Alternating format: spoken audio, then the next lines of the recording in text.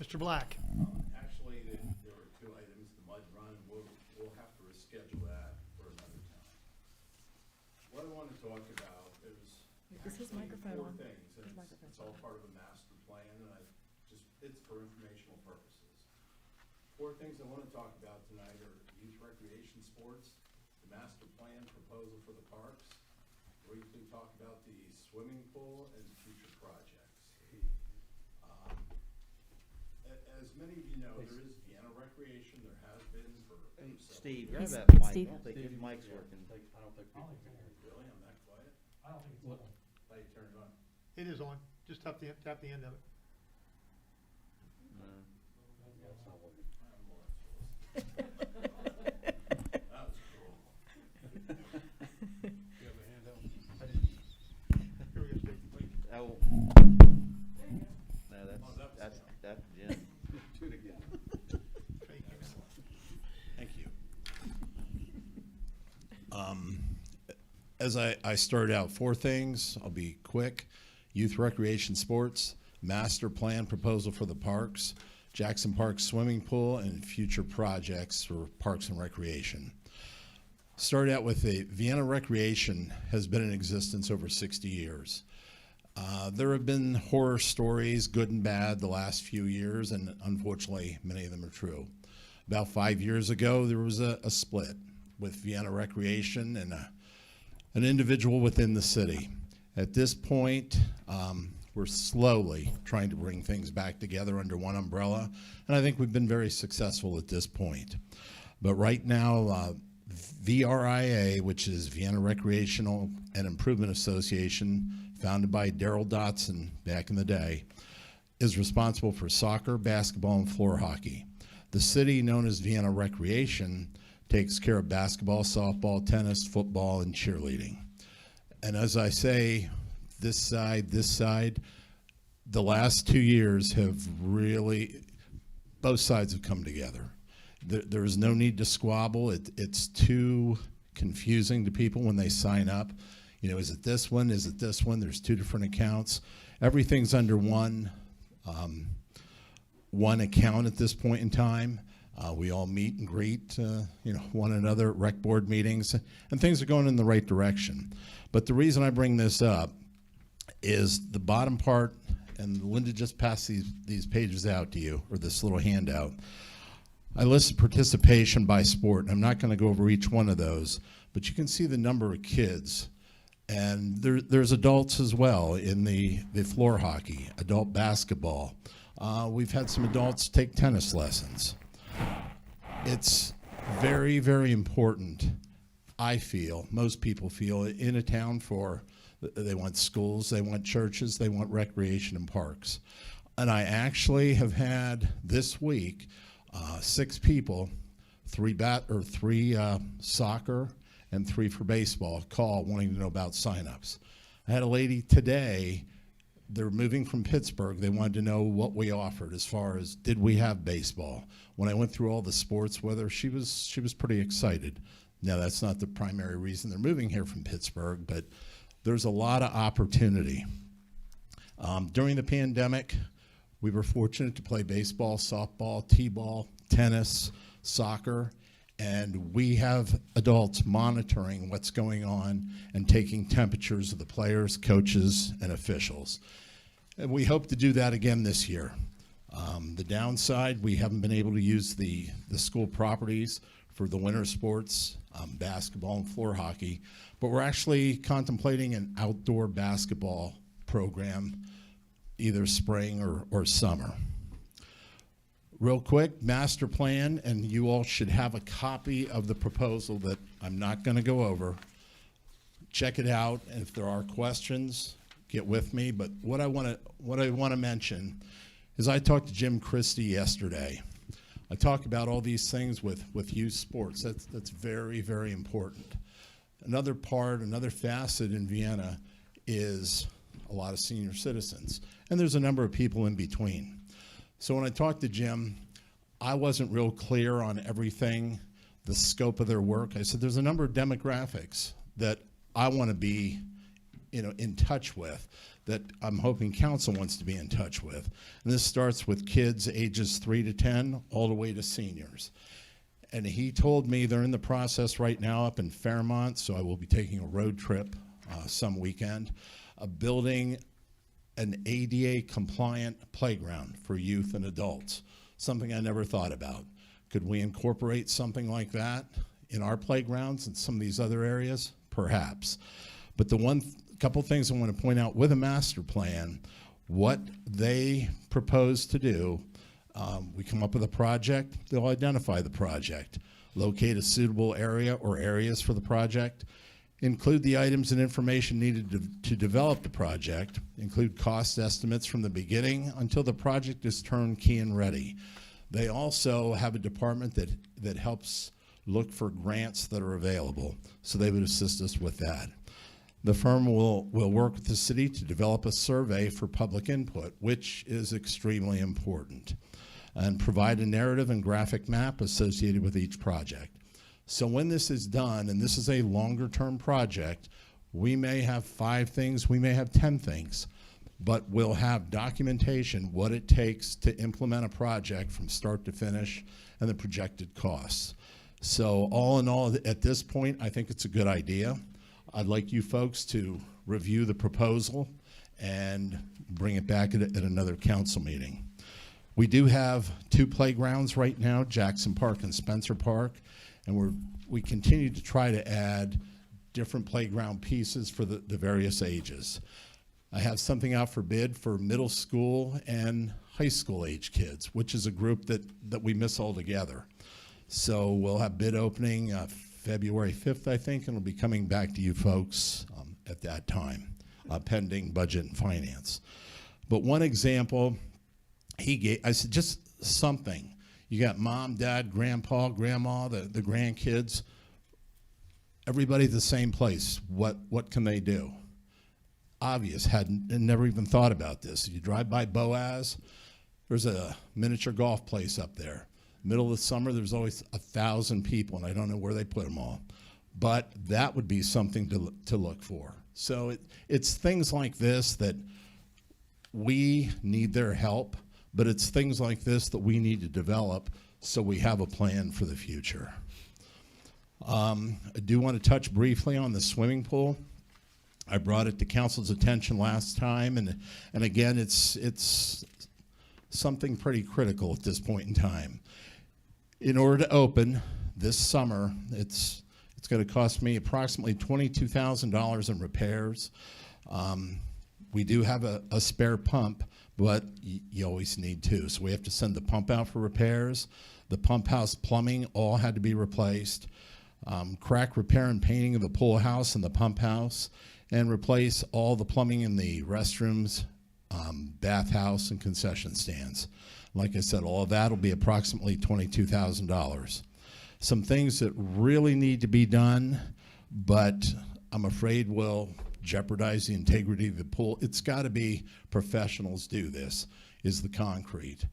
You go over to the pump house, which is the one adjacent to Park Road Drive, and the concrete is about 2 inches different. I mean, from where it should be, and it's also leaning this way. That pump house is the lifeline of the pool. Without it, we have no pump or filtration system. I think we're going to be fine this summer, but not much beyond that. Some of the things to look at, this will be the 4th summer since I've been here. We won't have a baby pool. Baby pools are a thing of the past. We've been different places. We've talked to people. They're obsolete. 0 entry pools are something really unique. A lot of what we came up with in the plan was courtesy of Athens. They've got all this stuff. Talked to these folks. We went to some different pools. Anytime we were traveling, we see a pool, we stop and ask questions. So this is how I learn, doing it that way. But that, a splash pad, and updated amenities in the restrooms, the concession stand, the bathhouse. So these are things to please keep in mind as we move forward. In addition, we were lucky last year. Us at Parkersburg and Southwood Park were the pools that were open in the area, and we did quite well. Will it be that way this year? I certainly hope so. It was a pretty good experience, but we're prepared for restrictions moving forward. But in addition to regular swimming, if there is a demand, we will offer swim lessons. But if you haven't participated, you've thought about water exercise classes, we've got water aerobics twice a week, aqua zumba 3 times a week. These classes are packed. When they first started, 8, 10 people. Right now, and I'm not exaggerating when I tell you 40 or 50 people. We start, once the pool's open, mid-June. When the water comes out of the fire hydrant, it's 50-something degrees, 56, and it doesn't warm up until August. No, not really. But it doesn't bother people. So it's something that we need. The pool is very important in the city. And I included a little paper with a breakdown of some of the costs.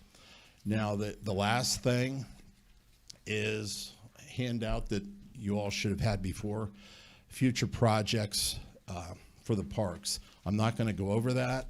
What that is some ideas we've had, some feedback from some different people with pickleball courts, playground pieces, things of that nature. Is that part of the master plan? Some of that can be. And I mentioned pickleball. For those of you that haven't tried that, great sport. First time I heard about it, thought it was the dumbest thing in the world. 5 knee operations later, it's really a good thing. You don't have to run as far. But anyway, in closing, I'm very passionate about what I do, what my guys do, excuse me, the recreation part for the kids all the way up to the adults.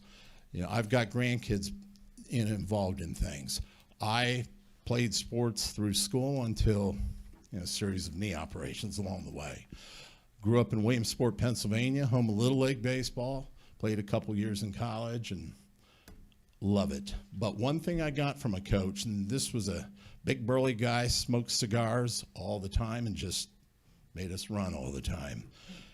He said the important thing in anything you do, in any kind of activities, is to remember the 4 F's. So of course, we're in college like, okay, we know where this is going, but no, we didn't. The 4 F's are fitness, fundamentals, friendship, and fun. And you think about those things, everything we try to do, anything we try to impress upon our coaches, to impress upon the participants at any age, including the parents, that pretty much sums it up, just the 4 F's. Does anybody have any questions? No, I thank you for coming, Steve, 'cause I asked you to come just to speak, because I feel like as I'm the liaison for Mayor Rapp for the Parks and Rec, and I know what goes on there, and I don't think I've done a good job of talking about what we have, and with the park board and the rec board with Chuck Knopfsinger and some of the guys he has on there, they get together as one. It's just a good group of guys, and my thing is, that until we get the Spencer's Landing or the Johns Manville thing, that stuff develop. We're a retail city right now, but what do we have that attracts families? Like I said last council meeting, is we got a great parks department, a great some nice parks and nice ball fields, but we can expand on those. I know that my big push is to get rid of that hill. At that you guys know by the baseball fields, and I'm a nursing home administrator by past. I do nothing about land covenants and how to get rid of hills, but I think even just to have that vision, 3 or 4 or 5 years down the road to get that hill removed and make something out of that. And even I've talked to Officer Jones about he wants to get some things done, but I think we have so much potential right here in our hands, our own backyard, to create a space for our kids and for from 3 to 93 in that one area, and whether it's fit eventually. I know a group of people want to build the Erickson Center, something like that.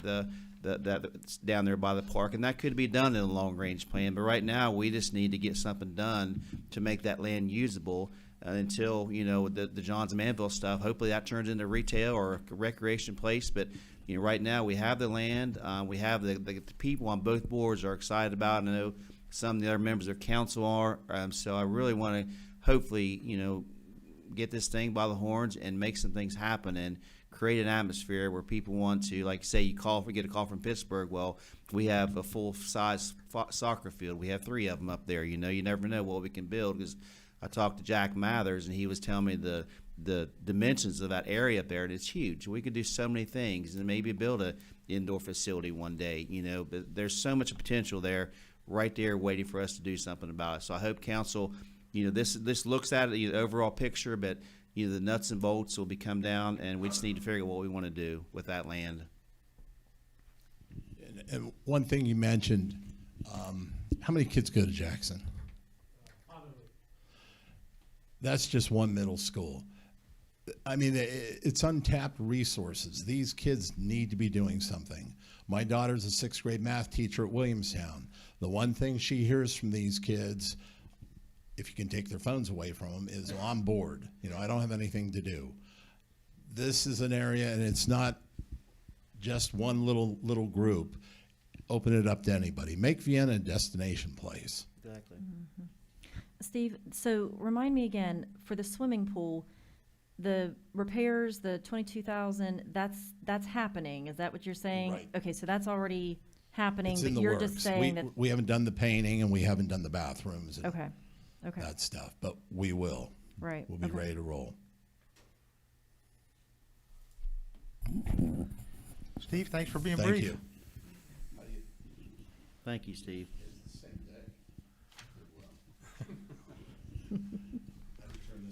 It's the bottom button. Just look at the window when it turns red. Hold it till it turns red.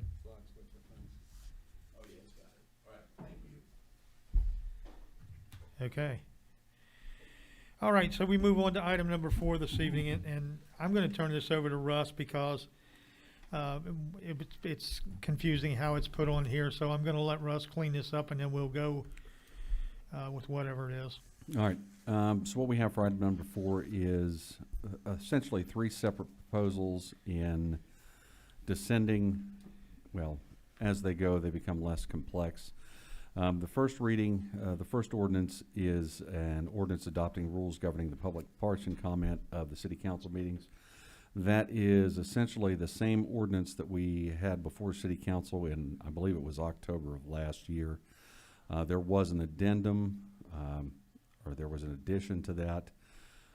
There were a group, I think it starts in paragraph 13, that assimilates some of the, assimilates the items that are in the subsequent the subsequent ordinance and resolution.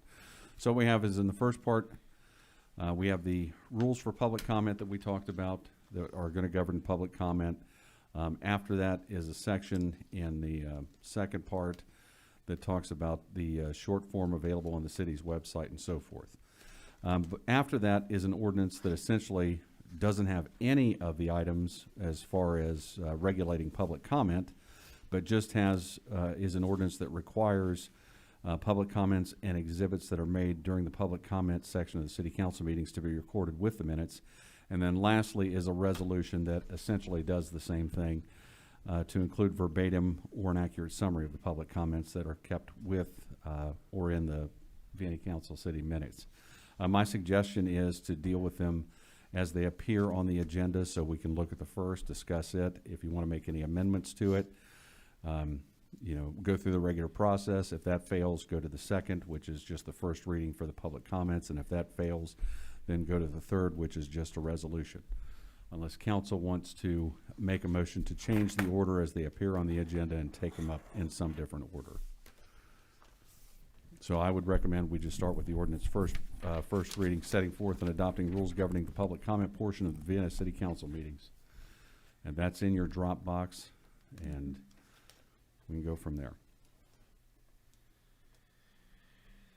Okay, so I guess I don't understand the procedure that you're recommending here. I don't either. Okay, I mean, I have the ordinance in front of me, Right. and then I have a resolution, but I have There- I have no third item. I had 3 ordinances Yeah, that were there's and one of them's in the Dropbox. The one that you're missing is the longer one. Hold on, wait a minute. That's, I have another one. well, there it is. I have another That's one. it, I'm sorry. So that's three. But There- Yeah. you can't vote on 3 ordinances for the same topic. What, I mean, what do you want to do here? Well, oh, I'll leave it to council, but my suggestion is they are ordinances that each govern, 2 of them are ordinances that govern different things. One is a general overall public comment ordinance, and in that, it also has the revision for the recording public comments with the minutes. The second ordinance just deals with recording public comments, and the third is a resolution that essentially just deals with recording public comments with the minutes. My proposal was you can take them in turn, as if they appeared as items 5, 6, 7, or 4, 5, 6, 7 on the agenda. Okay, so I guess you're gonna have to clarify for me. I understand the rules about the public comments for the city, Right. all right?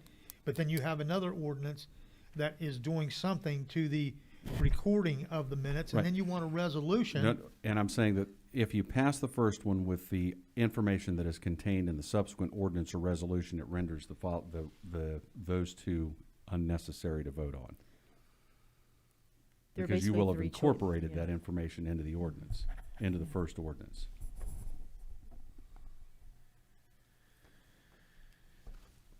Okay.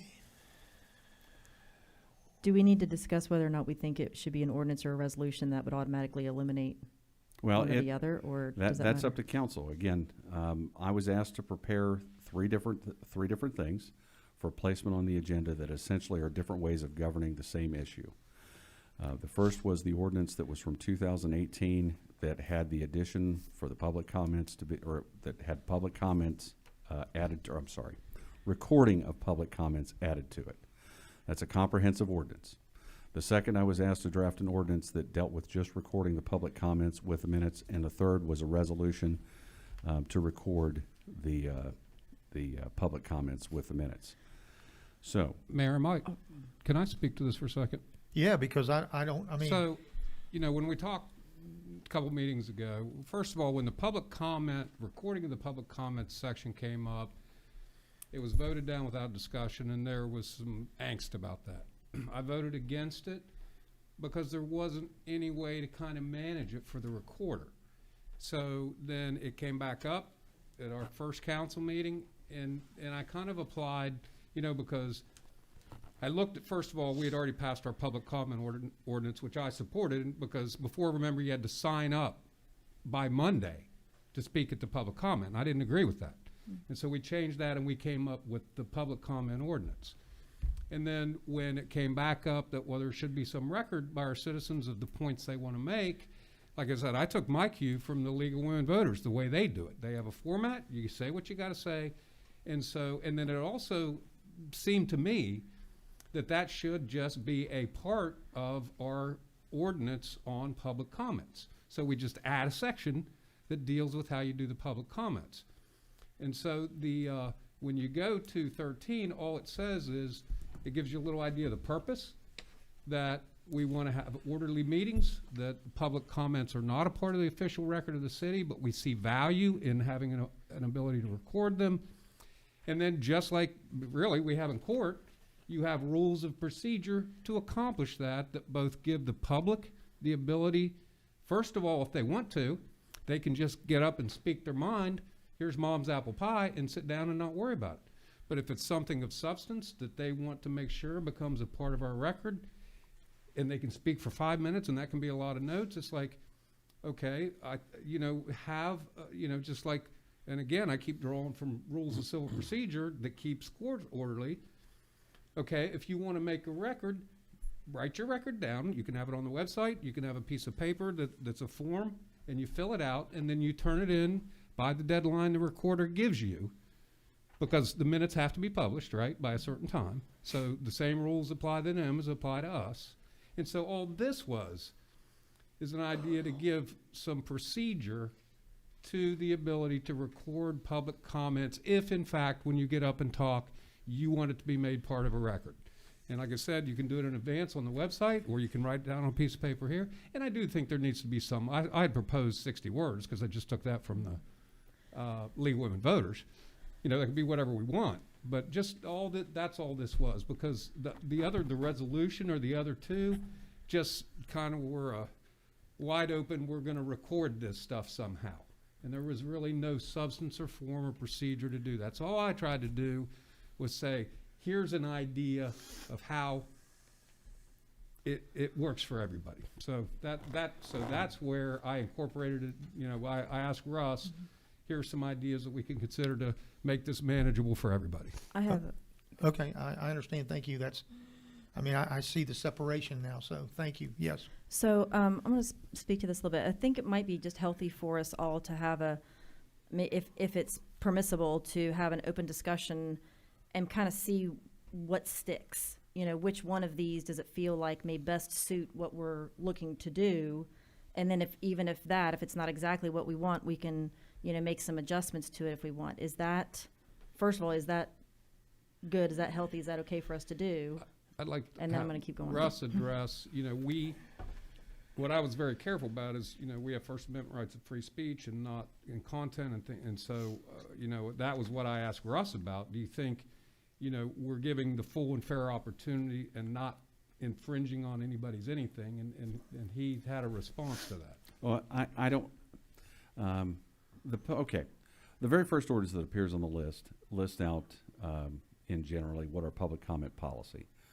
There was a resolution proposed at one point, and again, this ordinance, this portion of the ordinance failed the last time that it was admitted. And we've just agreed to allow public comment to go and put on some general limitations.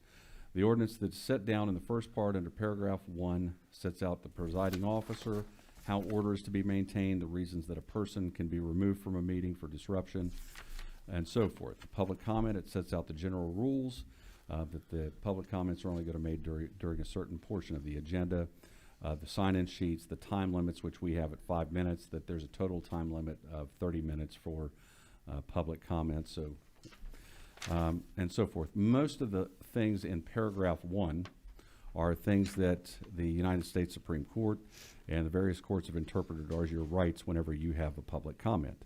So you can pretty much say whatever you want during the public comment portion as long as it doesn't disrupt the meeting. So it doesn't matter if you have that part of a policy or not. Whenever you have a public comment, any speaker up there has the right to say whatever it is that they say, unless there's a rule that specifically prohibits it. Those rules are generally limited.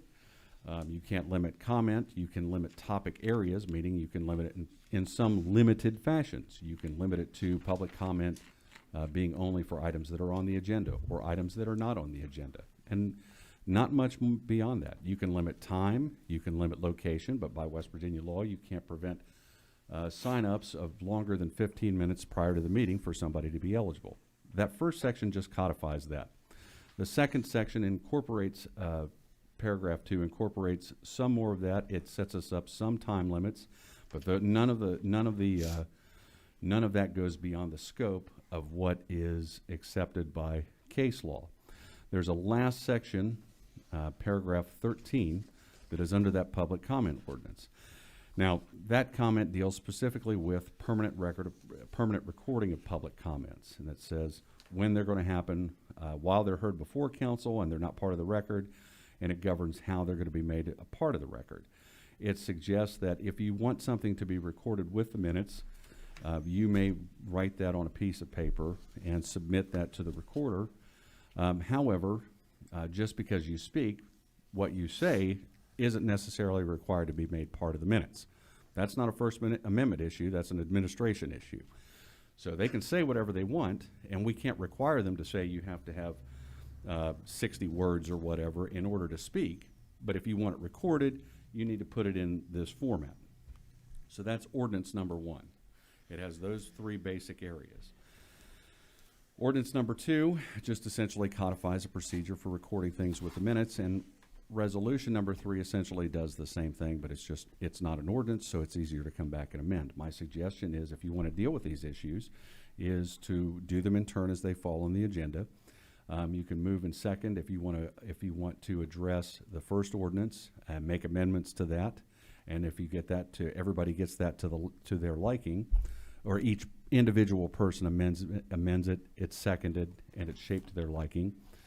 then it's not necessary to go to 2 and 3, because 2 and 3 are just essentially reiterating what's already incorporated in that first ordinance. If you do not want to deal with the first part of that first ordinance, the general matters and so on and so forth, then if it moves in second and it gets voted down, then you move to the ordinance. If you don't like that one, it's moved in second and it fails, then you move to the resolution. Or you can make a motion to change the order of how you want to address these and deal with the third one first and so forth. Okay, so because it's an ordinance, it takes 2 readings.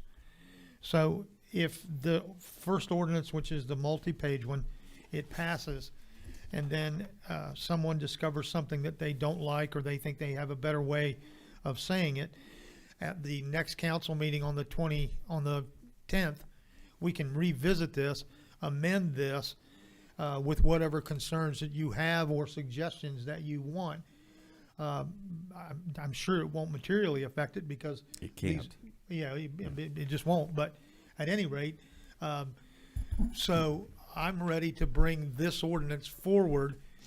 We'll, motion in a second, and then we'll reopen it again for discussion, and then see where we go with that. Okay? All right. All right. So I'll entertain a motion for the ordinance setting forth and adopting rules governing the public comment section, the public comment portion of Vienna City Council meetings. Be it ordained by the Common Council of the City of Vienna that it hereby adopt the following rules governing the public comment portion of public meetings, hearings, and proceedings in the City of Vienna. And as you all know, there are 3 of these. This is the multi-page one, not the single paragraph one. All right? So moved. Second. All right, it's been moved and seconded that we approve the ordinance setting forth and adopting rules governing the public comment portion of the City of Vienna council meetings. Comments? I have a few, just to kick things off. I think I'm glad that you explained in that first paragraph, those are things that were established by the Supreme Court. Like, it's not gonna be just because we say it's gonna be, it already is. So I appreciate that. I'm not sure if we have to have it in there or not. I could maybe go either way on that, whether or not it even needs to be stated. Maybe we need it in just a separate place on the website, like, hey, here's what you need to know, give the reference, Supreme Court, blah, blah, blah, and these are the rules, this is what you need to be ready to sign off on and say, yes, I'm gonna behave myself or whatever, because sometimes we all need to sign something that says we will do that. So that part of it, I'm kind of either way with. When it comes to the time to speak and the recording of everything, we know just on city council, I don't write down every single word that all of us say. And so the same thing would apply to public comments. I'm not going to write down every single word that they say. And I'm okay with them submitting something, if they want to, like, hey, I've prepared my comments today. It's going to take me about 2 minutes to read it. And they blah, blah, blah, blah, blah, go through it. And when I hand it to me, awesome. If they don't, I personally, there was at one point here where it talked about submitting something at a later time. Can you recall which one it was? Under paragraph 13, I believe it's. It's number 2. The 2. city recorder shall set the deadline for submission Yeah, of written that's what it was. consistent with, because that's your deadline. When do you have to have minutes? Well, I would like to do it in real time because I don't want, like, even though the minutes have to be put out, say 3 days before, to us to review, what was said was already said, and I can go back and watch live stream or, whatever I need to do to make sure I fill in the gaps of anything that I miss. What I don't think we want is for somebody to have an opportunity to possibly submit something that they didn't say. I don't want to receive something, I'm not by any means accusing anybody of doing that, but I'm just saying, I think it opens us up to say, well, I know I didn't say this when I was up there, but I've been thinking about this too, and I'm gonna add this also. So part of me would just rather either say, okay, this is exactly what I'm reading, I'm gonna read it to you guys, and then I'm gonna hand it to Melissa, then I can handle that and just file it right there with the rest of the minutes. Or, they can say, I do want this in the minutes, please paraphrase what I'm saying to a satisfactory summary, you know, just like I do for the rest of us. And then, you know, they can trust a recorder's ability to communicate whatever it is. And again, like you're saying, this isn't a record of official city business, but we are acknowledging a need to document or record or give validation to citizens if they want that added to the minutes for context or reference. So what are you gonna do if a speaker, you know, you paraphrase it, and then the speaker comes back and he says, I don't think you expressed the point that I intended to make. If he has to submit it to you in writing and it verifies with what you thought you heard, then you're okay. But if you paraphrase his remarks and then he says, no, that isn't what I meant, that causes a problem for that. Would we be able to do sort of a hybrid on this thing and say, if you're going to speak publicly, you have the option to give me something in writing when you speak. And if you don't, then my interpretation, my paraphrasing of it is what we're going to go with. Because there's some people that have come here that, you know, have a list. They want to check these items off and say 1, 2, 3. Okay. But I don't want to put you in a position where, I mean, you got a lot. Yeah. Okay. Yeah. And you know, it all kind of gets scrambled up after a while, to where if someone came in and said, no, I didn't say that, then you have to defend why you made those remarks.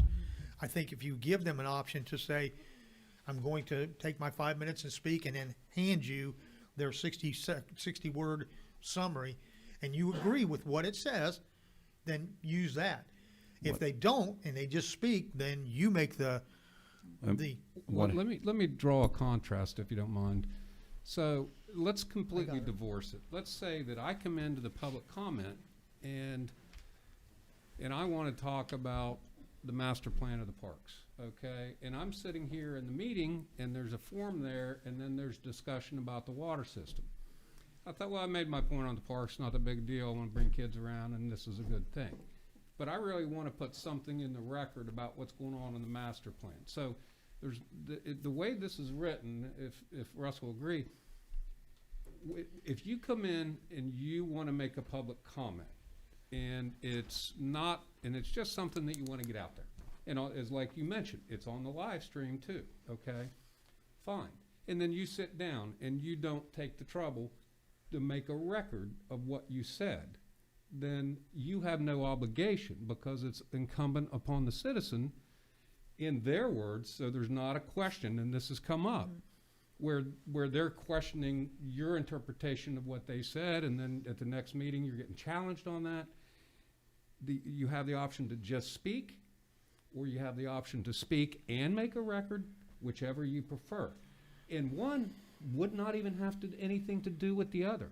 You could speak on a completely different topic, and then also sit down with the form or on the website before and make a record on something completely different. They don't have to be the same. You choose. You understand? Does that make sense? Because you choose. Well, time Well, out. no, I think the Kim, I'm going to concept go has to you to in be just the a same. moment. I just. Time out, Jim. First off, and I I believe, don't think that would happen, but you could. well, but I believe the way that the rules work on public comments is, it has to be something that you've publicly spoken, okay? Not the written word. Okay. Because some people will walk in and say, here, I want you to read this letter for me. It doesn't work that way. If you have a public comment, you have to come and you have to address council. It's not to read a letter. I mean, if you want to send a letter to council, send it to everybody's email address. But if it's a public comment, that's why it's a public comment, all right?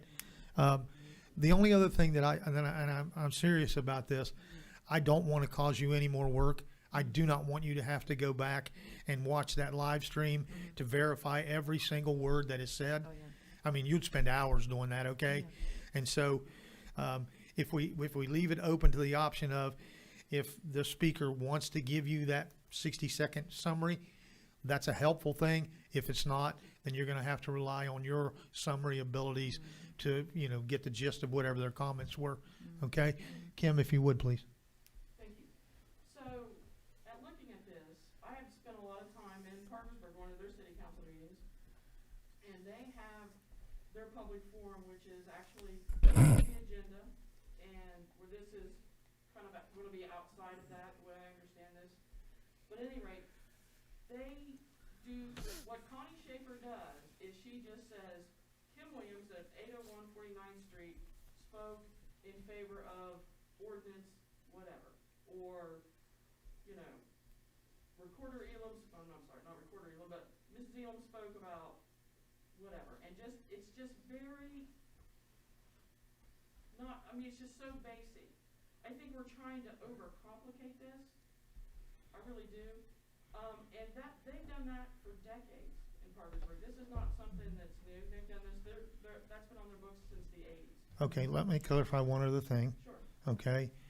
The duties of the recorder are to record the minutes of the meetings and the proceedings. It is entirely up to her discretion to what detail she chooses to use. I know that when I was the recorder, a lot of the times I did exactly what you were talking about, Kim. You know, Russ Cogstead came and spoke about the baseball program. That was it. In some cities, they literally record word for word. Okay? It is entirely up to Recorder Elam as to what process that she would like to have those minutes put forth.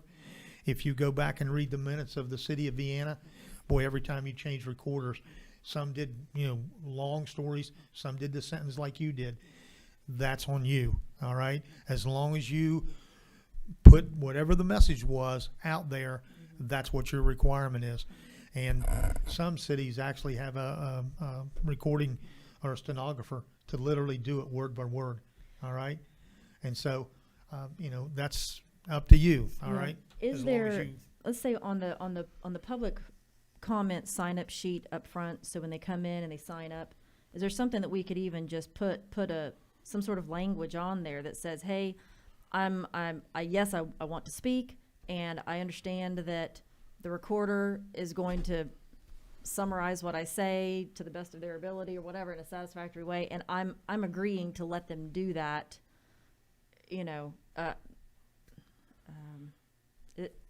that way it's almost like a release. They're saying, I think it's going to be challenged more than you all think it is. I really do. Whether it's in writing, whether it's verbal, whether it's in the minutes, whether it's not the minutes. I mean, it's going to be challenged. You know, I supported the public comments when we brought it back, and I still do. But the point is, this is something that we're not obligated to do. We don't have to do it. We're under no obligation to do it. I think it's going to be cumbersome. I think it's going to be challenged. I didn't support it before, and I'm not going to support it again. I do think, and this may be, Mayor Rapp and I have talked a little bit about my enthusiasm. I tend to give people the benefit of the doubt, and I'm a trusting person, and I want people to have the ability to express themselves. I do think you have to put boundaries in place as far as just, you know, the boundary of saying, you know, hey, I'm signing up and I'm agreeing to, and if you signed it, then I can summarize your words for you and put it on record. I think it's a good faith measure. There are several of us that are new now, and there's been just uncalled for tension between council and citizens, and I think it'll go a long way, and I would hope that maybe we could engage a whole new group of citizens that see an opportunity to participate in the process and feel like their voice has been heard. So I am approaching it from a more positive standpoint, and some just naturally, because you've been here longer, maybe more jaded to the process. And I'm fresh to it, and I like it. And I don't think we should discourage it from being recorded, so. Okay, so when we started this discussion, I reminded everyone that it is a ordinance, so it takes 2 readings. All right? So if we pass it in the form that it is out tonight, it can be brought back at the meeting on the 10th, and it can be amended. Give it some thought, whatever it is that you like, okay? And Kim, I'll say this because I truly don't care, all right? If council votes this thing in tonight, that we're going to do this, we might as well just make it an agenda item. It doesn't make any difference, okay? You know, state code says you don't have to do public comments. It's not in there, all right? But if the city council of Vienna says we're going to do public comments and we're going to record them, then let's make it part of the agenda. I don't care. Just so I'm clear, so that would come after the call to order? Sure. Okay, that's great. I mean, what difference does it make? What Melissa said, I think when somebody decides they want to come to public forum, they have something they want to address. And it takes a lot of nerve to get up there and stand in front of everybody, to be live streamed, to be on Facebook and all that. And I think that we need to respect that our citizens have value to us and the things that they are bringing to us for our attention. It's not always easy to get a hold of council people. We're not in wards or districts, we're at large. And so sometimes coming before the public forum, having a chance to express whatever your issue is to everyone here. And I feel like if we keep putting a lot of, They can't hear you, Kim. I'm sorry, Is your mic working? Doesn't sound like it is. No, it's not working.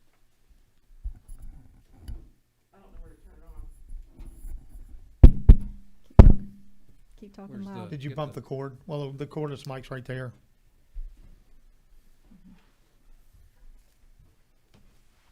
I think I figured it out. I think when I hooked up, my mic was over here, and I moved it over here. I bet I turned everything off that way. Tom, is yours still on? I doubt it. Oh, it is. There is Oh, one. no. All right. Anyway, Kim, please continue Yeah, keep so we going. can move on. Thank you, sorry about that. Kind of lost my train of thought, but anyway, when people bring stuff to us, I think we need to be receptive to it. And the more barriers that we put in place, because you have to remember, people don't generally know, even if you put it on the website or you do a Facebook post about it or whatever, they don't know what the rules are. And it's usually, they just want to come, say their thing, okay? If somebody, I think it's great if somebody had prepared comments that they wanted to go ahead and give to the recorder so she could have a more accurate record. But as far as just the basic gist of what they're trying to say would be, to me, perfect. All right. Any other comments? Just one last thing to think about when you vote and if it passes for next time. And I hate to be the killjoy. One of the things that concerns me is not the 99% of the time that people come and speak, because they do have valuable things to say. When you put an ordinance in here that talks about people being allowed to submit things, the problem doesn't arise with the people that behave reasonably. We wouldn't have laws if people behaved reasonably. It's for the people that don't behave reasonably. And one of the concerns I have with just the ordinance as it's proposed, and is think about when somebody submits something. It's not even something you don't like, because again, somebody can write a letter and say you're a big jerk and whatever. That's going to go into the minutes forever. But what do you do when a person submits something that is less than savory? Because there are people that enjoy that. They like to come and get attention that way, or something that is that you may deem as obscene, but somebody else doesn't, and they want that as part of to incorporate it into their comments, and they want that recorded permanently in the minutes. So then, in that case, then you're more saying the whole written submission part is kind of it's kind of up in the air. Well, You're leaving it up to I'm folks, saying so. Mm-hmm. it creates an issue because the council is going to be put in a position where, again, 99% of the time, written submissions are going to be fine.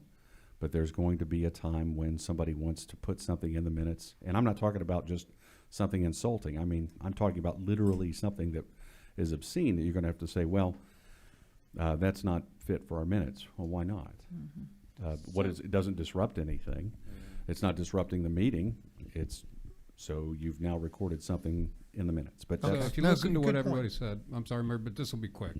So if you look at that first, it's kind of a legislative history, why we do this. It's not a part of the record.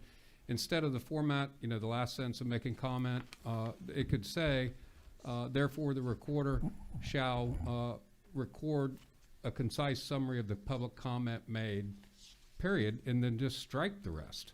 You're talking about I get what 13. Kim's saying, Yeah, you think about Yeah, 13? that's fine. Yeah, so I just moved to amend the last sentence to say the format, or the record for making public comment. I'm sorry, which section are you on? Jim? If you go to the first paragraph, which explains our reasoning for doing this, right? And that we want a concise record, we don't want to unduly burden our recorder, and therefore the format for making a comment, a part of the official record, will be for the recorder to make a concise statement or something like that. That's what you're saying, and then just strike the rest. I'm sorry, Jim, you're gonna have to give me a better direction. Oh, here. I'm on 13. You're on Okay, 13, still 13, okay, So got it it. gets rid of all the short form in the writing, addresses Okay. Russ's issue, Kim's issue, Right. Melissa's issue. All we were looking for is some kind of a little bit better, the rules. And if Okay. the rules are, keep it, be nice, all the other stuff about having public comments, decorum, all that, and then the recorder will make a concise statement or recording of your Yep. topic, Yep. and just be done. Yeah, All right. you've got up to 5 minutes, and I'm going to take care of it. Good. So would you do that in the form of an amendment, please? Yeah, I move that we strike paragraphs 1 through 6,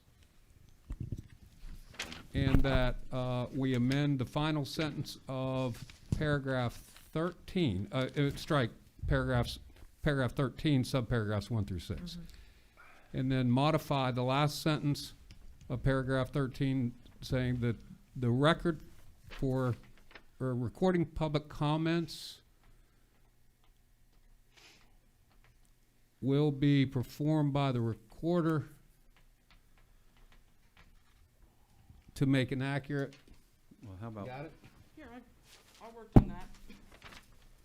You read it. No, it can't be that way. Oh, okay. Where you pointing to? What you were talking about.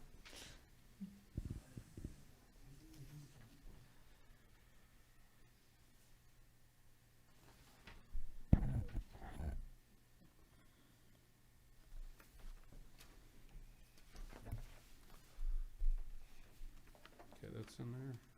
Jim, if you go, Okay, I to, see what you did. You- if you go to the second ordinance, or even the Yeah, I think resolution? that's where what it you've says got that in any here. verbatim comments or a Right. reasonable and accurate summary Yes. of said comments? Those are basically what we're looking for. They just don't have that whole first paragraph. So your amendment will be something to the effect of the recording of public comments will be performed by the recorder and will include either verbatim or an accurate summation thereof of statements and or comments of all public comment speakers in the official minutes. Does that satisfy you, Jim? Yes. That's All right. from, that's from the resolution? Is that, did you just read it? Yeah. That's, yeah. Yeah, but it's so gonna be part of the ordinance, okay? All To right. amend it to All right, that. so Okay. it's been moved that we amend the ordinance as presented. Second. It's been moved and seconded that we amend the ordinance as presented to strike from item number 13, subcategories 1 through 6, and put in the language that any verbatim comments or a reasonable and accurate summary of said comments shall be made by the recorder.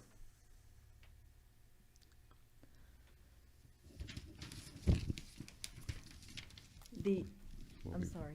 So Jim moved for the amendment. Mike Correct. seconded. Yes. And now, And now I read the ordinance with the amendment in it, got it. all right? Any comments on the amendment? I just think that in between the first and second reading. We'll we clean can it up. That up a little That's bit. fine. So Russ, you'll get a new I've copy already for got us. it written. We'll clean it up, all right? Awesome. Okay. All right? Hearing no further comments, I'll call for the question. All those in favor of the amendment as presented, please signify by raising their right hand. All those opposed? Amendment carries 6-1. Now we go back to the ordinance as amended, and the ordinance as amended strikes out the 1 through 6 items on number 13 and replaces them with the language referencing the city recorder will provide any verbatim comments or a reasonable and accurate summary of said comments. All right? Any comments on the amended ordinance? I have a question about the amended ordinance, because I think there's something that needs to be amended, further. Okay. I'm sorry, I'm looking for it. It's, the part, there's language in here that prevents it from being, from being inside the agenda itself, after the call to order. In the first paragraph of paragraph 13, it says, while public comments are heard before the call to order for Vienna City Council meetings, that's not part of the official record. There you go. It's the first sentence of paragraph 13. Yeah. The bottom of Okay. page 2, Okay, permanent record of public comments. so because that's the part we didn't, I'm sorry, I'm confused. That part did not get amended, correct? Correct. Because I think it's, I just told you that I will fix that. okay. Well, Okay? does it It's, have to it's be very amended still? confusing. It won't be. Okay. When you see it, it'll be right there.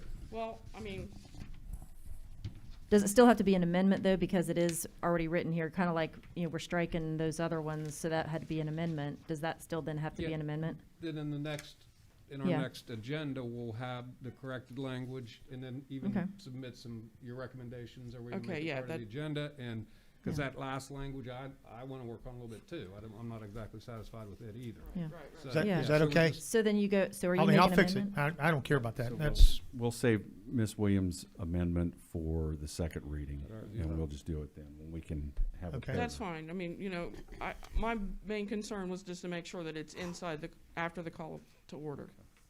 done. Perfect. Okay? All right, any further discussion? Okay, then I'll call for the question. All those in favor of the ordinance as amended on first reading, please signify by raising your right hand. All those opposed, motion still carries 6-1. And it will come back on the agenda for the February 10th. All right? Okay? All right, so then we're gonna skip the resolution and the second amendment, or the second ordinance. And then, let me get my agenda up here. Because, hold on.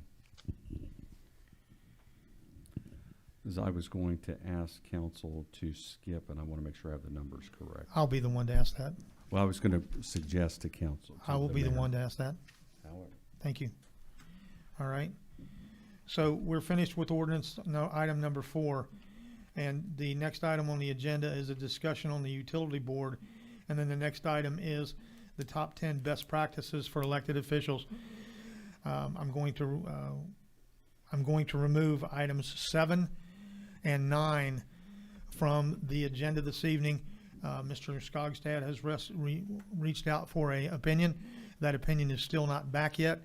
And so I would rather not do any of these items and then have to undo them because we made a procedural error. So we typically do not do anything with any other items besides budget items on the special council meetings, but because these are items that need to be addressed as soon as Russ gets an answer from the Attorney General, then we will insert them into one of the meetings for consideration from council. But for this evening's agenda, we are going to remove item 7 and item 9 until Russ gets a clarification. So, moving backwards, we're going to go back to item number 5, which is the utility board discussion. Mr. Leach, I believe you asked to have that put on there. I did, and actually, I think that would be appropriate once we have our answers and whether, how that works in. So I'd ask that it be removed as well and incorporated. I don't expect it to be long, but That's fine. Yeah. All right, so we'll also save that one for another one. The next one would be the resolution for the top 10 best practices for newly elected officials. I know that that is in your packet that you received. The vision statement, excuse me. Yeah, that's a part of it.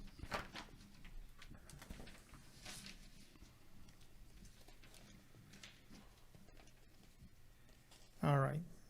So, Mr. Leach, you asked to have that put on there.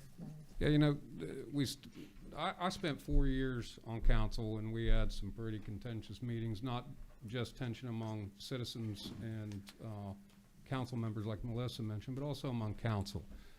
You know, I think Mike would agree that you don't ever get a baseball team that's any good if they don't play together and play well. And so I was getting ramped up, you know, to say, wait a minute, you know, and go.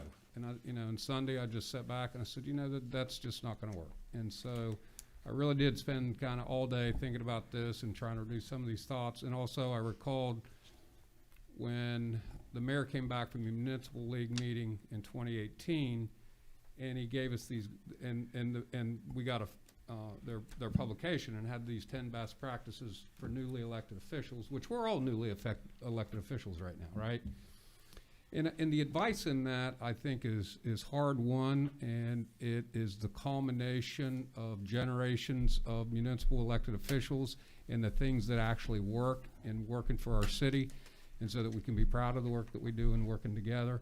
And so that I'm just put this out here as, first of all, we passed it 7-0 the first time and it came through. This time I put my signature and everybody else's signature on it, not just the mayor's and the recorders, that we are going to commit to trying to, and then, you know, to do that. So regardless of what anyone else does, that's my approach now to this term of council, okay, is to reach out, to communicate, to be open-minded, and really try to move it forward. And then toward that end, I also thought about, these certainly aren't my ideas, these have been inspired by all the meetings I've sat in about downtown, about what we're going to do about COVID, about the police department, about the budget, about, you know, and all the uncertainties we face. And I just tried to put down some ideas, because one of the things that, you know, is like, you know, I was for the utility board, and that's, you know, the utility board was kind of why I seriously considered not running again. You know, but Manville didn't get finished, we're close, but the next thing was, you know, my skill set I felt like was trying to, you know, I play in the dirt. I really like to do that. It's my experience. And so, you know, that didn't, you know, it doesn't go my way, it doesn't. That's fine. But there's plenty of work to do for everybody. If you look down that list, there's got to be something that interests everybody on here. I know Tom's particularly, you know, passionate about the police department. You know, Kim's business is right in the middle of downtown. So I just wanted to throw some ideas out there of you know, my view of what's in focus, just to get a conversation starter. And so that was my whole purpose in doing this, and I hope it's well received, because it's coming from my heart. So this top 10 best practices for newly elected officials is not something that we're going to vote on. It is out there for your consideration. If you care to sign it, that's entirely up to you. I have to say that I agree 100% with Jim. When I heard Mayor Steve Williams from Huntington talk about the dissension that he had with his council, and they have a much larger council than we do, and he came and he made these points, they're absolutely valid points. I think earlier when Craig Richards was up there talking about Vienna, and when Mike was up there and Kathy was up there talking about the police department, and I think there are so many good things about the city of Vienna that we've been given. We have a great foundation. We have a great financial base. We've got great citizens from every age, from kids all the way to seniors. We've got great people that live in this town. And I think that the challenge for us is to continue to grow, to make it better. Don't just sit back and enjoy the benefits that we've accumulated to this point. We need to do things for the next generation. We need to adapt. We need to learn from things that are out there. And so I have every intention of signing this. I hope that each one of you signs this, because I believe in everything that's in this thing, and I personally commit myself to being a better team player, to being more open to comments and whatever it takes to make the city of Vienna grow is all I care about. That is the whole deal. You know, so that's my comments on this. And so this resolution will be out there, and then if it's your choice to sign it, please do. All right? Help me procedurally understand, because I am still new. So it's a resolution, but we're not voting on it. And is this going to be official record in the minutes? Or is this something that we should put on a piece of paper and sign and hang on the wall for our term? We're going to put it out for if you, and Russ may have to help me with this one right here, but the whole point of this thing is it's something you either believe in or you don't believe in, okay? And by taking a vote for it, if it's 7-0, then everyone would sign it. But if for some reason there are things in it that you don't agree with, I don't want to embarrass you. You have your own opinions, all right? This is not city business. This is a attitude, okay? But if it comes back and everybody's signatures on it, then I think, yes, we should bring it back to council and say, we want it out there public to know that everybody here's committed to doing the job that you were entrusted with. Now, I'd clarify that the signature is just the 10 resolutions, not anything else I said. Those were just my, not personal, public comments. Okay, but the resolution, the signature is only for the resolution about the 10 best practices for newly elected officials. That's So it kind of be a separate doc. We would yeah. split But it I out. do want my comments a part of the record. Got it. I mean, you know, because it's I want to pursue those things. Good. I guess, for purposes of your notes, you could write it as it was pulled for council to consider at a later meeting. Okay. all right? Okay? All right, thank you for that, Russ. So then we go to item 8. 8. Let me find it in my stack of notes here, guys.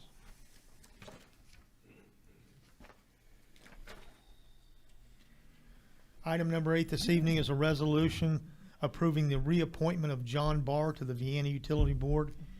Be it resolved by the Common Council of the City of Vienna that John Barr, a qualified citizen of the City of Vienna, is hereby appointed to serve as a director of and on the Vienna Utility Board for one full term, said term to begin upon approval of council and ending February the 24th, 2024. I'll entertain a motion for the approval of the resolution. So moved. Second. It's been moved and seconded that we approve John Barr for a reappointment to the Vienna Utility Board. Is there any discussion? Hearing none, then I'll call for the question. All those in favor of the resolution, please signify by raising your right hand. All those opposed, motion carries unanimously. Thank you. The last item on our agenda this evening is the Everybody's still out update and discussion on Johns Manville production side and This is Spencer's city- Landing. City council record. So we'll deal with that part of it first, and then how to solicit public input on Spencer's Landing is the second half of that. So, Jim, if you would deal with the first part, please. Yeah, actually, so on Manville, you know, I don't know if everybody saw it, and if they did, we're already here plenty late enough tonight. I met with Rebar, and we talked about the timeline to get this thing done, submitted for certificate of completion in this budget year. And he's committed to that. The steps that he talked about, the first is that we get the updated site assessment report with all the information in the PCBs. That, you know, and I've been hammering him ever since we did that. And he finally, at 5 o'clock this morning, sent me a draft. I haven't had a chance to look at it, but also, in addition to what that is also the cost proposal that his boss has got to sign on. I was telling Kim that I got a good idea of, you know, that it's gonna, that again, this is all within sight. So I would, when do we start budget? Is that the next? Next meeting. Yeah, so Next week. I guess what I'd say is that as soon as I get those final, or those updated reports, I'll put them in the Dropbox. Because this, you know, this site assessment report's probably 180 pages.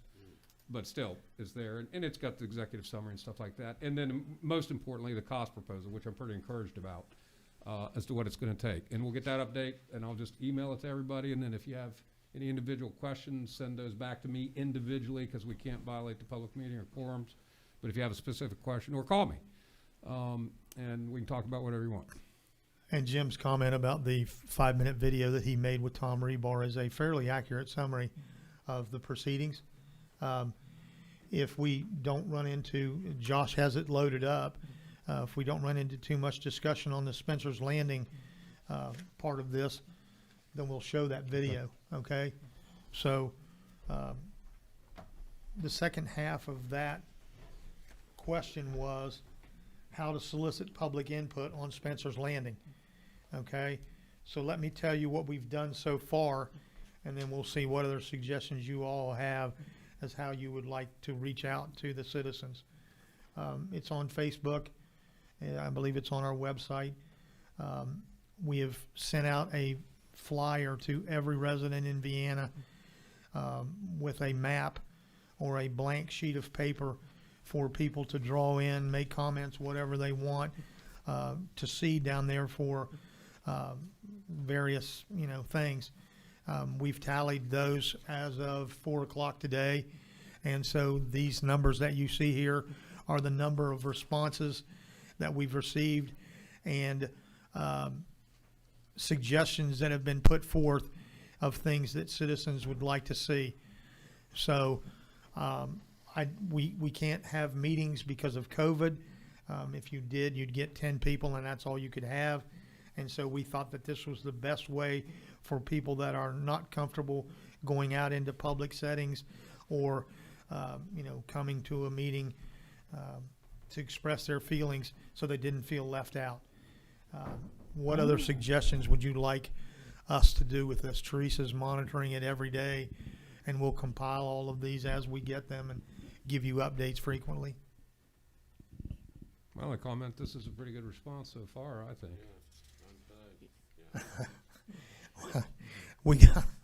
We got one today from two, they had to be elementary school kids or kindergarten kids, because they took the time to draw swing sets and stick people, and this is what they wanted. It was really cool. I think it's I great, mean, Matt. it I was think fun. it's It great. was, and then we've had some people that have literally, got their architectural degree out and drawn in all the things that they want. So, but we've kept them all. So at some point when we move on down the road here a little bit, we'll get them all together, and then we'll either make some kind of a committee to review all of those things and pick out the top 10, and then we'll start going down from there as far as cost and location. And I have a you know. comment, if I may, Mayor. yes, ma'am. Is there any reason why we can't, and I know we're restricted because of COVID. I also know, like, community building, you can have up to 25 people in it. Is there any reason why we couldn't do a public meeting and also like a Zoom hookup, link up to that, to be able to accommodate more people? I did receive the survey in my mail, which is great. I appreciated that. I've gotten a lot of calls from people about that. The picture, like, if they're not quite sure, is that just the riverfront property, or is it the whole property? What are the limitations? There are no limitations. It's 15 acres of blank sheet of paper. Okay, You But know, I know- the Gold Star Memorial has to stay where it's at sure. because it was raised up out of the floodplain. And we're not allowed to do anything in that area where the pump jack is, because there's a 200-foot radius around that is restricted for the oil and gas company. All right. There are 3 areas on that site that you're not allowed to do because of the deed covenants. Other than that, you can tear the parking lot up, you can move it, you can do lots of things. It just depends on how much money you want to spend. Absolutely. So, but that's my point of what I'm trying to say. I think the general public has great interest in this because this has been an ongoing project for years now, and it's at a point where we're going to be able to see something, and so to be able to participate in something that's more collaborative is what I'm saying. I don't. In other words, why couldn't we do that? Why couldn't we have a public meeting / Zoom meeting and be able to incorporate more folks? Well, I don't care. I mean, I'm open to any suggestion that's out there. but the numbers are limited, okay? And as far as the Zoom meeting goes, I apologize, don't have the capability of doing the Zoom meeting, Okay. all right? I'm sure So- that's easily, I'm sure Chris does. That's a pretty easy thing, pretty standard. I don't have that ability, so, I mean, if it can be done, I mean, I don't have an issue with having a meeting at, say, the community building, or Adam suggested at some point, if we had a large meeting that we had to have, that maybe we could work something out with using the school gymnasium, Oh, yeah, sure. all right? But the only thing I would suggest, if you're going to have, and you have to have a time and location and everything, if you're going to do that, just do it as a regular or do it as a special council meeting and just agenda it so that you all can take part in a discussion and with the public and with each other about the issue.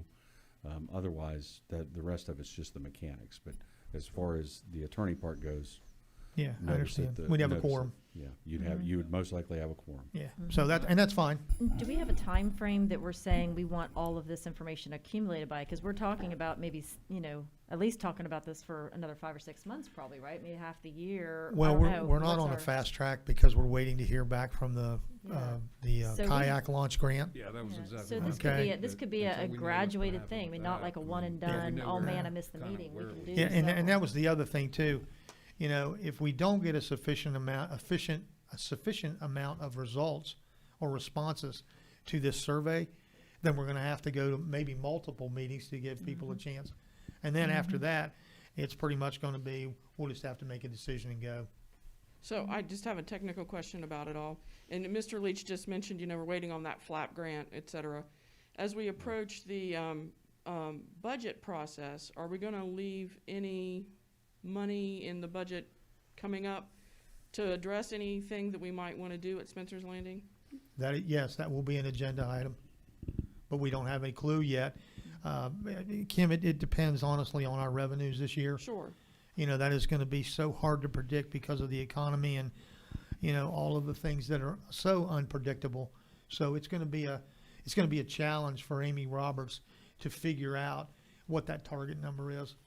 I mean, there's just so many unknowns to deal with, so. I didn't imagine you had probably a hard number in your mind. I know that last budget we had left like $100,000 for Spencer's Landing, so I was just wondering if there was consideration of some seed money in the budget.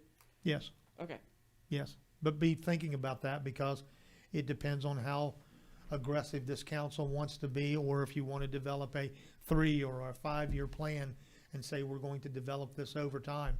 Okay, I mean, I personally have some ideas of things that I would like to see done down there, but that's just me. But based on this right here, I mean, I don't have any idea, but it looks to me like there's at least 40 different suggestions from people. So we'll see what they are and sort them out. Okay. I like the fishing one, so. So you want a fishing pond? Okay. All righty. With fish? Fish or extra? All right. So, where do you go? Josh, turn it on if you would, please. And can you turn that first set of lights out? No, Josh, the one you're standing right by. He's trying to turn it up too. There we go. Last phase of remediation of what remains, which is the production side of the Johns Manville project. First of all, Tom, congratulations on helping us get. Do we want to put the handheld mic over there? That is in the can, and we're also happy about that. So Tom and I are talking and planning today about moving forward with closing the production side. And I asked Tom if he would just share a little bit of his insight on what we have left to do, a little bit of a timeline on what it will take to do that, and just give us hopefully a little bit of good news today. Sure.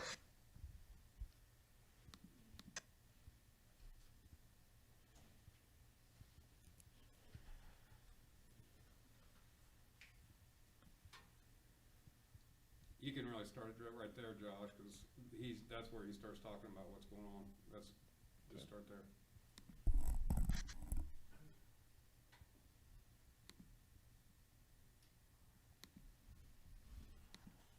Started over there in 2018, right up to last summer when we were taking PCB soil samples around the perimeter. All encapsulated into one nice report, which will be submitted to the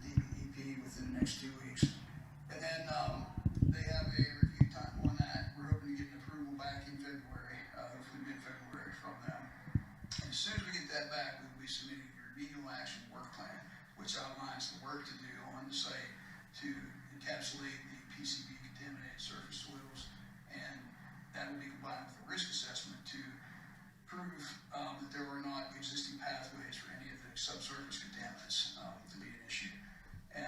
Then that gets approved by DEP. We go out and enact what's in the plan as far as placing the soil cover, hopefully in April, early May, and then submit a remedial action completion report, final report towards the end of May, very early June, and wrap it up. All right, so a couple of things. You know, I want you to explain a little bit about this, you know, the discovery of the PCBs on this site where it wasn't totally unexpected, did cause us some additional complications. And as our license remediation specialist, you did a lot of work with the EPA and the DEP to keep this within the voluntary remediation program.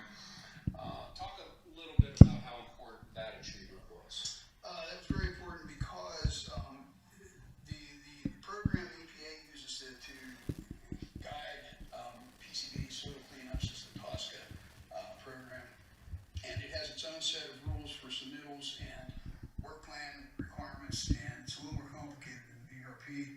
And traditionally, the EPA's review time on documents is slower because you're sending to a regional EPA office rather than a state DEP office.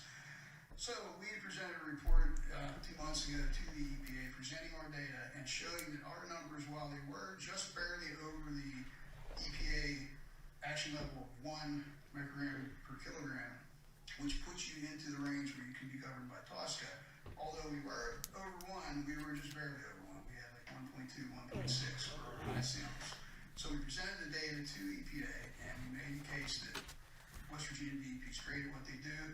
They've signed a order of agreement with the EPA stating that their programs jive and meet each other's requirements. So therefore, we would like to streamline the closure by keeping it in the state VRP program with copies to EPA for their perusal, but not completely switch over to a separate program for just the PCB part of that cleanup, which we would then be dealing with groundwater issues with the West Virginia DEP and soil issues with the PCBs with EPA, which would really complicate and slow things down. And as we talked, that could have set this project back by even as much as a couple of years. Yes. Realistically. Yeah, it could have. Yeah.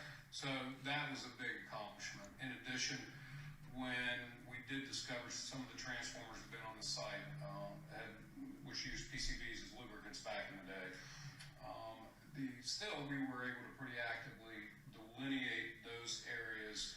And just so folks understand, so the way forward is going to be similar to on the riverside. Once those areas have been identified, then they will be capped. We'll put the land use covenants in place just as we did on the riverside parcel, and then move toward the certificate of completion again, just like the riverside parcel. So it's reasonable, Tom, for us to talk about getting this project done within the city's current budget year, which ends June 31st of 2021, correct? Yes. That's our target. That's our target, and I think it's definitely achievable. All right. I got Well, one right. and then toward that end, again, Tom has stopped by, no cost to the city today because he's going to another site, and giving me an opportunity to catch up with him. He's going to be providing a timeline and the remaining, I guess, way forward. He's already talked with Derek Hancock, our project manager with the West Virginia DEP today, to begin discussing these timelines to get finished. So we're really excited about this, Tom, to get out. It's been a long road. COVID hasn't helped. The discovery of the wider PCB involvement than we'd originally anticipated hasn't helped. But we've kind of are through that now, and we know what we're dealing with, and so we have a real shot at closing this project out with your help. And so thanks a lot, and I think that here in the coming months, we'll probably be chatting a few more times and keep the folks up to date and again, get this project closed. So thanks again, I appreciate you coming in. Glad to be helping. Looking forward to it. Josh, would you turn that light back on, please?